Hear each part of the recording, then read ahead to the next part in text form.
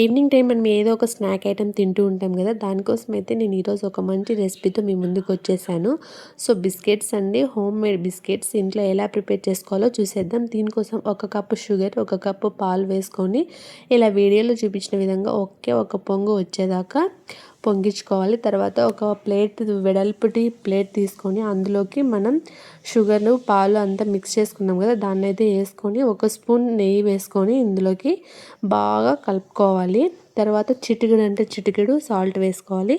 ఒక కప్కి మనం ఒక కప్పు షుగర్, ఒక కప్పు పాలకి కరెక్ట్గా 3 కప్పుల గోధుమ పిండి తీసుకుంటే క్వాంటిటీ అనేది సరిపోతుంది. అది చూసి క్వాంటిటీ కరెక్ట్గా ఉండేలాగా చూసుకోండి. తర్వాత ఇలా ముద్దలాగా కలుపుకున్నాక బిస్కెట్స్ని అయితే మనం తయారు చేసుకుందాం ఇప్పుడు. సో చపాతీ ముద్దలాగా చేసేసుకొని మనం చపాతీని అయితే ఎలా ప్రిపేర్ చేసుకుంటామో అలాగా చేసుకోవాలి.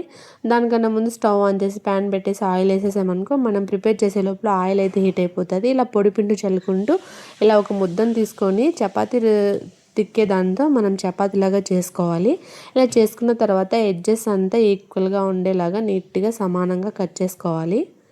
మనకి ఏ షేప్ కావాలంటే ఆ షేప్లో కట్ చేసుకోవచ్చు. ఇక్కడ నేను బాక్స్ టైప్ అయితే కట్ చేసుకుంటున్నా. స్క్వేర్, డైమండ్ మీ ఇష్టం అండి, మీకు ఎలా కావాలంటే అలా కట్ చేసుకోవచ్చు, అట్రాక్టింగ్ ఎలా ఉంటుంది అనేసి.